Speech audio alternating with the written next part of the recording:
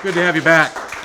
Okay, so I'm going to recite this because as I was reading your book, there was a quote that you cited at the beginning of chapter 12 that I just wanted to get pom-poms on and cheer. Okay. Okay? And you quoted Dale Carnegie, how do you ever say it?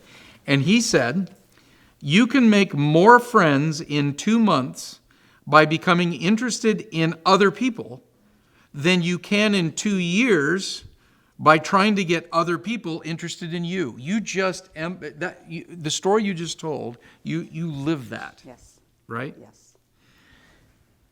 This is why your book is so needed, because most don't.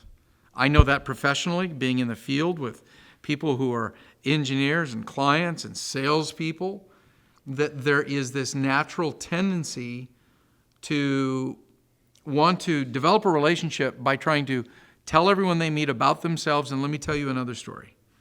And it's always projecting, and then the flip side is, you can see this especially with a lot of professionals where one person is talking and you look at the person who is listening and you can tell that in their head they're not listening, they're thinking about what they're going to say next. Follow me? Yes. Yeah. So a few years ago, I had the chance to read a fabulous book that you remind me of by a PhD named Deborah Tannen called "You Don't Understand: Women and Men in Conversation." And what you've done with this book is actually tie a ribbon around her stuff. So I encourage our readers, make sure you get Kim's book, but also you might check Deborah Tannen, because I'll tell you that's a 1-2 punch. So here's the question I want to talk to you about. The negative conversation that I was telling you about, I call that show up and throw up. Okay. Right? Meet somebody and then just throw up on them with anything you want to do. And it's about making every discussion about themselves rather than listening and drawing out from other people. I have to imagine in your practice that you see that, because I see it everywhere. How do you help people recognize that behavior in themselves? And are there good skills to help them ask more and tell less? Well, I think a lot of times if somebody is talking about themselves a lot, all the time, then it's coming from a need that's unmet that they have. So if we think about Maslow's hierarchy of needs, Yeah. you have the bottom layers, which are the physical needs, and then the safety needs. Then you have love and belonging, and then you have esteem, and then self-actualization at the top. Okay. So it's really, I think, those middle layers, the love and belonging, and the esteem that they're trying to get. Right. So knowing that, it helps me because I know where they're coming from and that's a need that's not being met. So then I would say it depends on how you handle that situation in terms of what's your relationship with that person. Right. So is your relationship a professional relationship or is it a personal relationship? And if it's a professional relationship, are you the subordinate, are you the peer, or are you the boss? Because then you're going to handle that differently, right? So if you're the subordinate, then you may just have to listen to that other person talk about themselves all the time. Right. Right? But you do have a choice because you don't have to stay there. You could always go look someplace else That's and go true. look somewhere else. Okay. So if you're a peer and you realize where that's coming from, a peer, like a coworker, somebody at the same level, then you know that that's a need that they have. So then you can help them by showing them, listening to their story and showing them acceptance, approval, and appreciation. Right. So that will help them, right? And so that's one thing you can do. You can help them by being willing to listen. Now, if it's going on week after week after week, month after month, then you have earned the right to then challenge them on it, Yes. right? Yes. So you could just say, It's a delicate discussion, though. Right, well, you can do it very gently and very kindly Right. because you could say, I noticed that you seem to have a need to be the center of attention or talk about things that you've done a lot. Can you explain to me why that is? Right. So, but you've earned that right now because you've been listening to their story for maybe weeks, maybe months.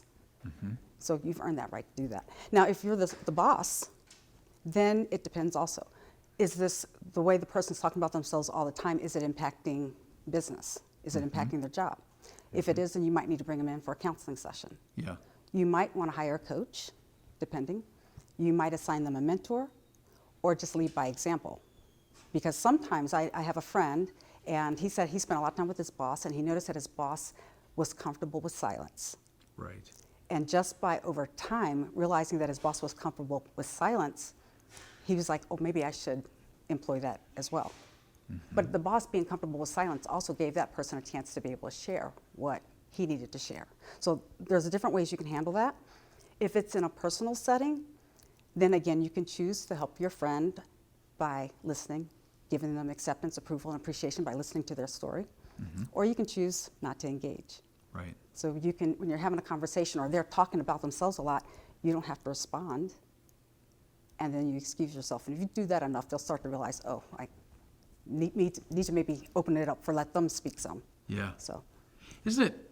It's funny because when you talk about Maslow's, as far as that behavior emanates from a need in their life, but by your story and what you've shared so far, the interesting thing is the best way it would seem to have those needs filled in these discussions isn't about what you tell the person, it's the quality of the questions you ask and the intent by which you listen.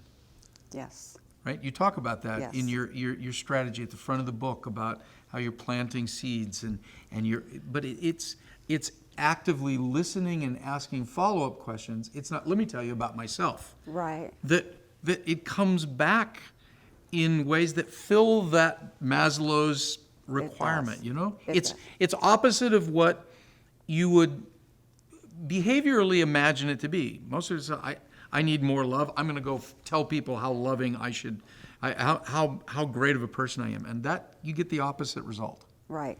And what helps though is if they're making a statement or they're talking about themselves, if when you're listening, if you would make a statement based on something they said versus asking a question, you are affirming them that you heard them. You heard what Right. they said.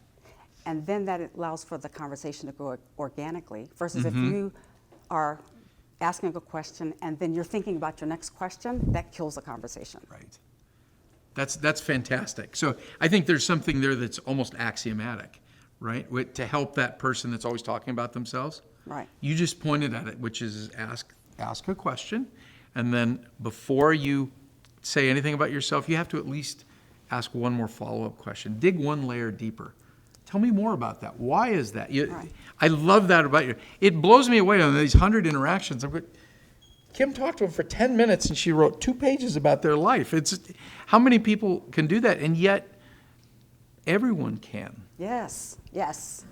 You've got it. Everyone can. Everyone can. If I can do it, anybody can do it. Right. It's a matter of listening and wanting to connect. And I loved it when you were talking about, that being intentional Yeah. about the connection.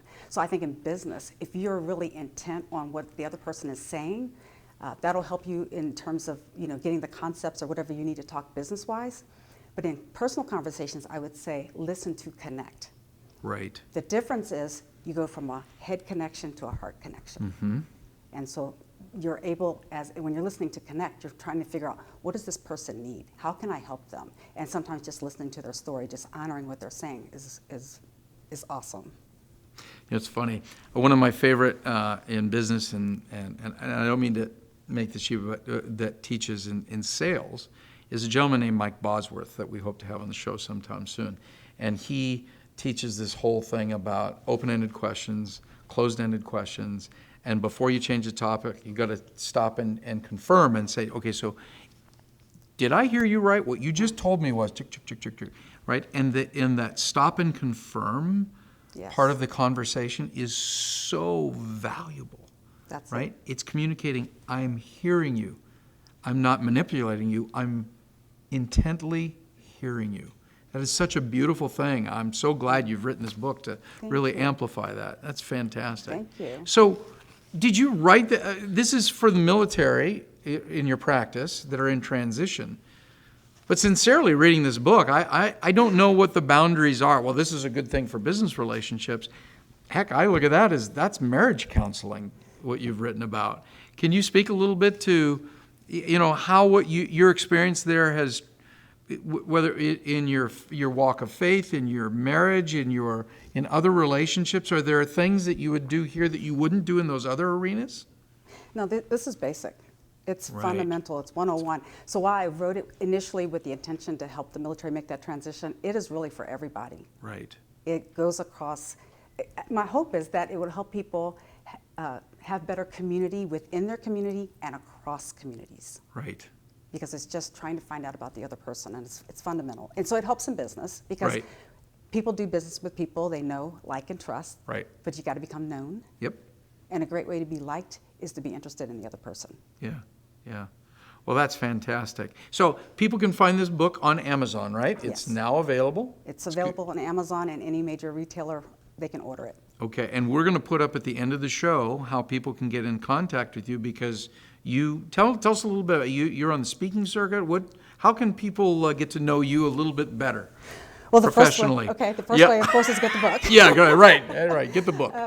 But then they can connect with me on my website, KymberliSpeight.com. Mm-hmm. Kimberly my name is spelled different, but they can connect with me there. And if they want to bring me in to speak to their organization, conduct a workshop, or if they want one-on-one coaching, they can connect with me that way. Fantastic.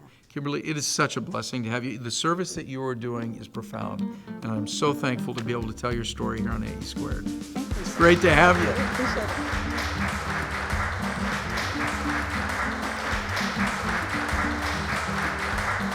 So,